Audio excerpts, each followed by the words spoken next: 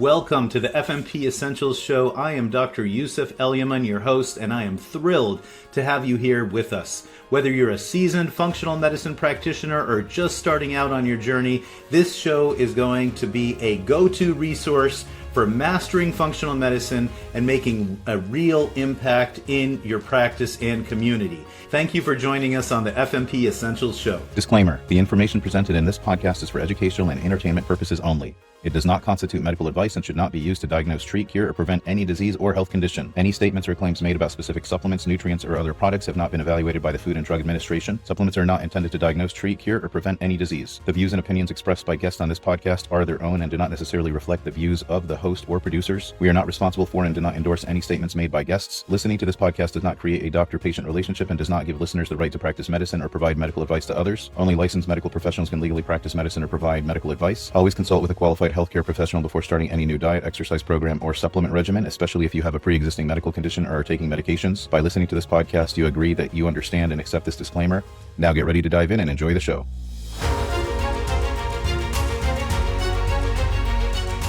Hello, everyone. I am excited because on our show we have the legend herself, Dr. Terry Wahls. She is a leader in autoimmunity and in functional medicine. She has a phenomenal story, and she's been an inspiration to all of us in the integrative functional medicine longevity space. And I'll let you tell her, if you haven't heard of her, I'll let you tell her a little about herself. But I can tell you this, that when I have a patient with autoimmunity, her protocol, her food plan is what I give them. And it's one of the things that made me believe in functional medicine. So Dr. Wahls, thank you so much for blessing us with your time, and welcome to the show. Hey, Dr. E, thank you so much. My pleasure. So can you give us your 76-second bio? Okay, so I'm a clinical professor of medicine at the University of Iowa, and I have secondary progressive multiple sclerosis, diagnosed with MS in 2000 at age 45. Within 3 years, I'd converted to secondary progressive MS, was in a tilt-recline wheelchair, and relentlessly worse. Now, fortunately, I began experimenting on myself, discovered functional medicine, created a diet and lifestyle program that stopped the decline, reversed my disability, and a year later, I'm biking, I'm hiking. In fact, now, 15 years later, I am jogging, strength training, and I'm doing clinical trials testing the efficacy of my protocol and others with secondary progressive MS, primary progressive MS, and in relapsing, remitting multiple sclerosis. Amazing. And you were wheelchair bound, right? I could not even sit up in 2007. Wow. It was clear I was going to become demented by my illness, bedridden by my illness, and probably dying with intractable, horrific trigeminal neuralgia pain. And how long ago was this? So that was 2007. Okay. Wow. For the audience, I would say if they could take a look, you have a very popular TED Talk that you did that kind of went deeper in your story. And I actually want to tell them now, what's the title of that? Because I think that once they're done with this, that they should take a listen to it. So Minding Your Mitochondria. Minding Your Mitochondria. So take a look. I actually have all my patients with MS watch it. I'll have other patients that have autoimmunity where the body attacks itself watch it. So I know it has how many million views? 4 million views. 4 million, like at least 50 of them are from me sending patients. So you're welcome. So Dr. Wahls, how do you approach, you have a patient that comes in with MS. How do you start? Where do you even start? How do you approach it? I want to know that patient. I want to know how old they are. I want to know, have they had an MRI, how many lesions they have, their level of disability. And then we talk about, do they want to have a big comprehensive program? And some people are ready to have a big comprehensive program. Others need a smaller bit-by-bit change. Okay. And I explained that you'll do much better if you do this as a family. And so if you and your family are ready for a big change, we can lay that out for you. If you and your family need a smaller bit-by-bit change, then I'll start with, here are the foods to add, because additions are way easier than subtractions. Okay. Again, it's a family intervention that is much more successful. Okay, I like that because you start trying to change what you eat, and foods are probably the number one addiction out there. Absolutely. And I also make clear that this is not a take disease-modifying treatments or do the Wahls Protocol and diet and lifestyle. You can do both. Okay. And the more severe the disability at present, the more severe the lesion load, so deeper in the brain, deeper in the spinal cord, the higher number of lesions, the more I'm going to be encouraging you, please take disease-modifying treatments because we need to stop the disease activity. Okay. I want everyone to do the Wahls Protocol, diet and lifestyle as part of their wellness routine. And depending on your tolerance for the potential adverse effects from disease-modifying treatments, people may be more afraid of their disability progression or more afraid of the potential for serious adverse effects from the DMTs. So you get a patient in, and they're kind of a little bit on the fence. They're like, I don't know if I can change everything. I want the least aggressive program. Tell me, where do I start? So if we're going to go bit by bit, now I'm going to talk about, we've got nutrition, we've got sleep, we've got stress reduction, we've got exercise. Okay. Which of these 4 domains do you want to start with? Let's start with nutrition. So if we need to go bit by bit, I'm going to try and sell them on why we want to have more green leafy vegetables. Okay. And if you were in my clinics at the VA, we'd have a demonstration. I'd pass you some kale, and I'd say, eat this kale raw. We're going to eat it together. We'll agree, like, oh my God, it's bitter, it's terrible. There's no way I can eat it, and my kids will never eat it. And I go, yep, we get that. So now we add green grapes, kale, olive oil, ice. We make a smoothie, and now we have that smoothie, and they're like, well, actually, that is pretty good. I could have that. My kids would have that. Like, okay. And then we sort out, would you be willing to eat bacon or not? If they're a bacon eater, we'll fry up some bacon to the desired level of doneness, take it out, chop it up, add the chopped kale, stir it till it's wilted, add the chopped bacon back, and we serve that back to them. Okay. And they're like, well, actually, that's pretty delicious. And I think my spouse would like that, and so would my kids. Okay. And that's the basic recipe to make bitter vegetables taste good. I love that idea, that concept of having them try it by itself first. Right, because we need to help them understand that vegetables became bitter when we went low fat. And if we have a food experience and realize that food can become delicious, now adding those greens, which are so powerful for your retinal health and your brain health, is easy. So wait a minute, bacon. Bacon is that healthy? Well, it depends on how much you're having and how it's processed. Okay. So if people are uncomfortable with bacon, we can use ghee, we could use coconut oil, you could use some other rendered saturated fat. Well, what's a healthier bacon? So a bacon that doesn't have nitrates added to it, that is organic, that is a pastured bacon, that will be better. And by the way, people who have a high cholesterol, we can put on a low saturated fat diet, and we're not using the bacon then, and we are adding a lot of olive oil, pesto to that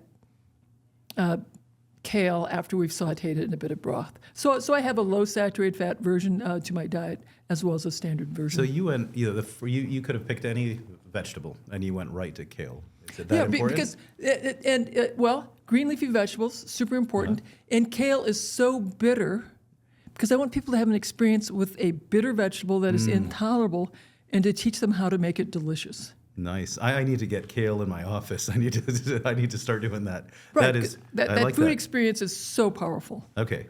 So with nutrition, with a more simpler plan, you introduce them to kale and say, I need you to do how much of the, do you give them a number or do you? So I want them to have 3 cups, ideally every day, but at least 3 times a week. Okay, 3 cups of kale. Kale. Leafy greens, a variety of greens, measured raw, that you can make into a smoothie. If you make cooked greens, now it's going to shrink down to about a cup on your plate. So it's really quite manageable. And I let them know that 3 cups of leafy greens every day is ideal, but at least 3 times a week. Now, I remember years ago when I went on your protocol, I remember I was blending, I think I threw broccoli in as well, raw, and I remember in the beginning my stomach hurt a little bit. Yeah, Did you're you right. see that often? Yeah, it will depend on your microbiome. It will also depend on how you metabolize sulfur. Okay. And if we have people who have a lot of bloating, we may have to have a smaller amount of sulfur-rich vegetables. Okay. It may be that we're going to lean into mushrooms instead. And mushrooms are really, really great for us. They're, from the observational studies, the more servings of mushrooms that you have, edible, of course, none of Right. the poisonous ones, Right. you're going to have less anxiety, less depression, less cognitive decline. And in my clinical trials, we've made it clear that we want everyone to have a serving of mushrooms every day for that reason. Amazing. And then you just got to make sure they don't go say, my doctor put me on shrooms. Correct. Right. Okay. You gotta let me know what kind of mushroom. But it's just the mushrooms they get at the store, right?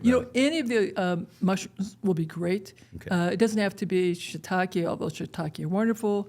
And even the white button mushrooms are fabulously good for us. So it's 3 cups daily if they can, otherwise 3 times a week of the leafy greens or mushrooms? No. Or mushrooms? Okay. 3 of the leafy Okay. greens. Yes. And then I like to have 3 cups of the cabbage, onion, mushroom family vegetables. Okay. Cabbage, Now- onion, mushroom. Okay. I'm a tall woman, 6 foot tall. You're a guy. We should be able to do 9 cups of vegetables a day. Okay. Our petite listeners, they're not going to be able to do 9 cups. Yeah. Particularly the petite ladies, they may be doing 4 to 6 cups of vegetables, measured Okay. raw. If you cook them, they're going to shrink by half. So again, I don't want you to overconsume. Eat according to your appetite. So 2 to 3, and if they're splitting it throughout the day, like 9 at once, you're not going to do. But you're kind of doing it like 3 meals a day. Is that how? Or Well, I do 1 meal a day myself now, but Oh, wow. most of our clients are doing 2 to 3 meals a day. okay, so do you just take all 9 and put it in there? So when you saute it, you'll have a big plate full of vegetables that have been cooked, and then a plate full of the protein sources. Okay, so 3 cups of the leafy green, 3 cups of, you said, Cabbage, onion, mushroom family vegetables, and they can cook those as well. and they can cook those, and then? 3 cups of deeply colored, so think of carrots, beets, berries. Okay. And are they allowed any fruits they want, or? My preference is that your fruits are deeply pigmented fruits. If you slice the fruit, there's pigment all the way through. So berries would be a great example. Citrus would be another example. The stone fruits, peaches, nectarines. The starchier fruits, bananas, pears, apples, have benefits, but there's a lot of carbs. And so I would rather you get non-starchy vegetables and berries. There's just more nutrients, more polyphenols in those foods. And is there a link between sugar and carbs and MS and autoimmunity? Well, the people with MS, if you have insulin resistance, you have far worse outcomes. Okay. And 1 in 3 Americans have insulin resistance. 1 in 6 have diabetes.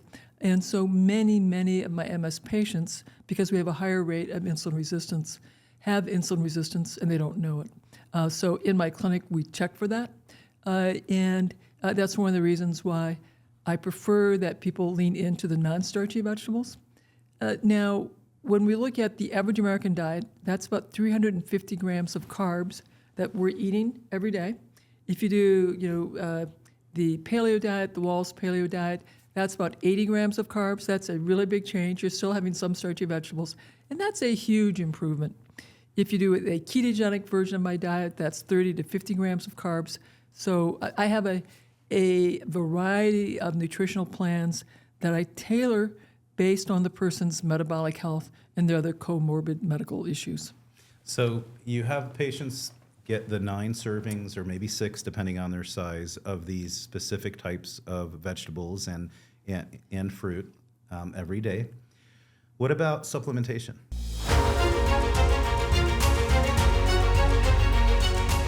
I hope you're enjoying the show so far. I just wanted to take a quick moment to thank our sponsors. First Human, a company that is doing amazing work to support cardiovascular health and wellness, a company I believe in so much that I became the medical director of it. And of course, FMPessentials.com, your trusted resource for practitioner success with the tools and training you need to go deeper and get better outcomes. We're so grateful for their support in making this show possible. And now let's get back to our show.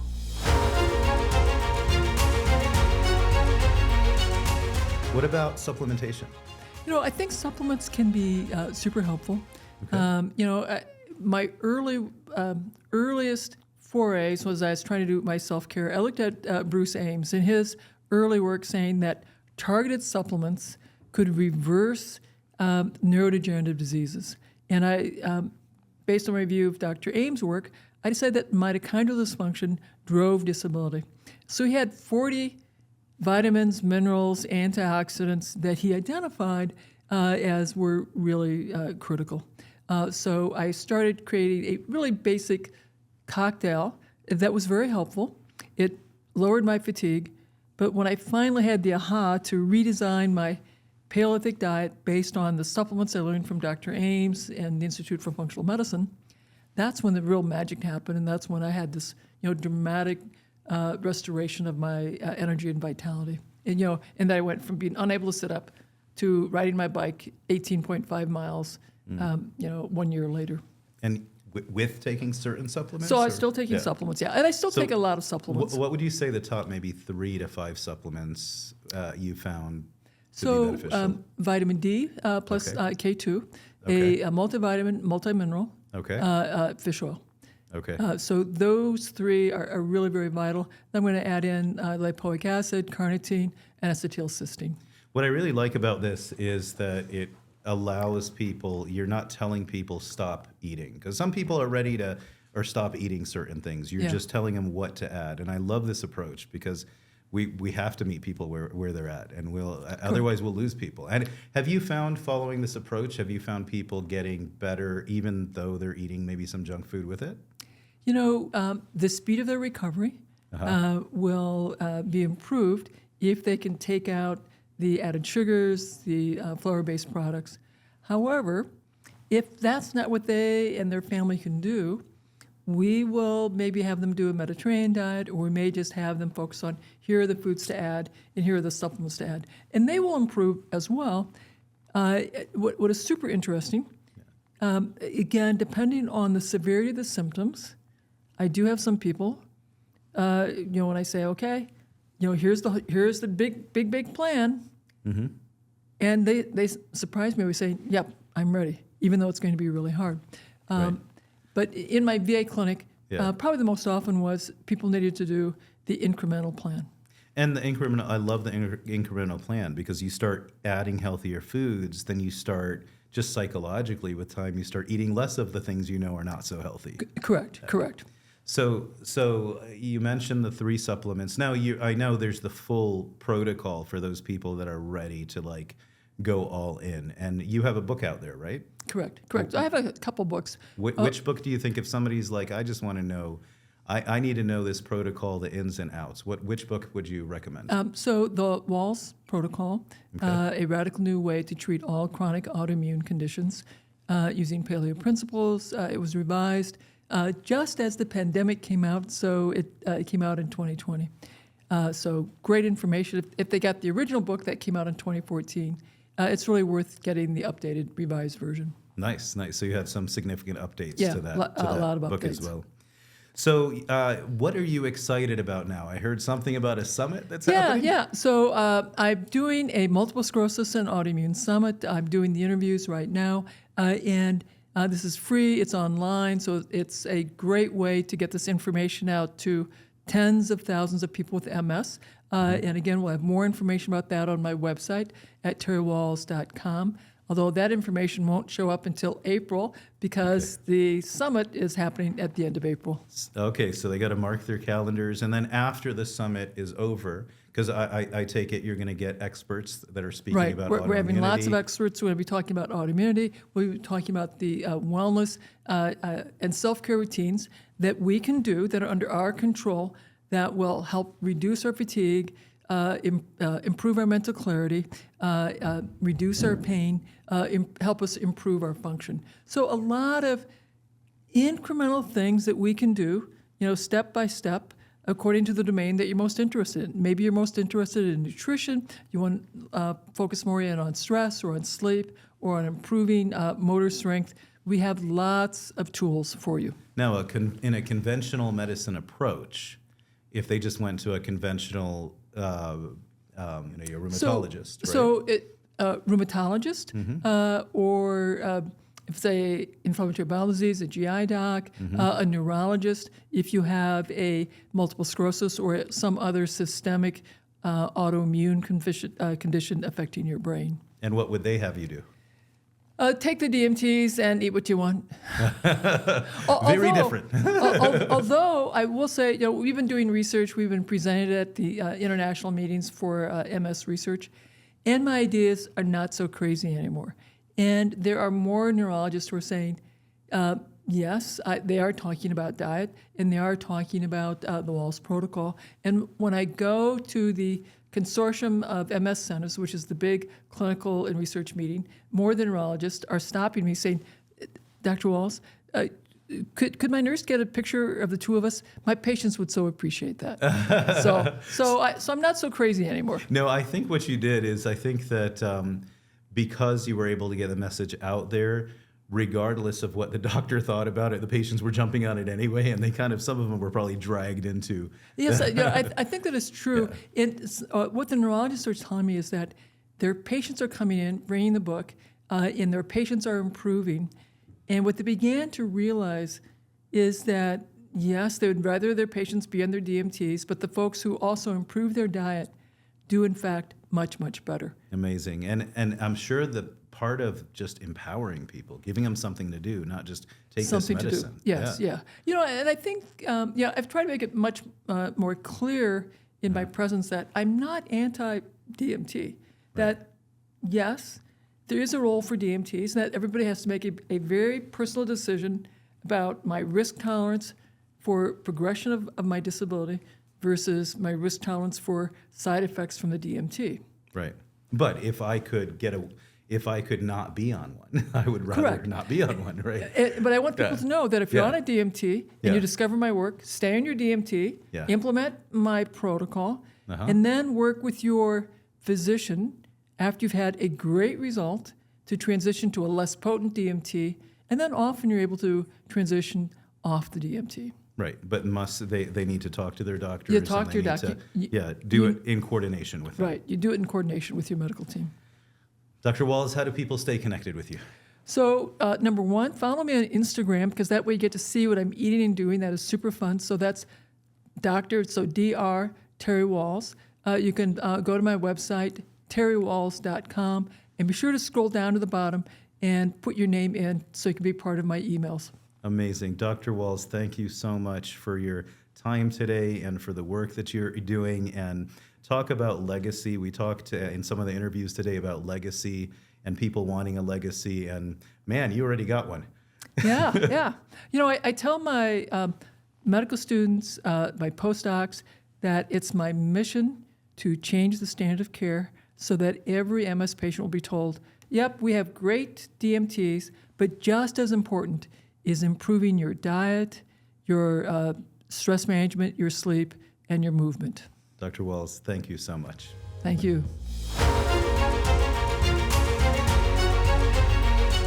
Hey everyone, I'm Dr. Yousef Elyaman. We hope you enjoyed the show. Make sure you check out our website at www.fmpessentials.com for our blog and other content. If you enjoyed this show, please subscribe. Give us a like. It helps way more than you could imagine. Thank you for watching. Follow us across all social media platforms at FMP Essentials HQ. Please don't forget to share this with your practitioner friends, and we'll see you in the next episode.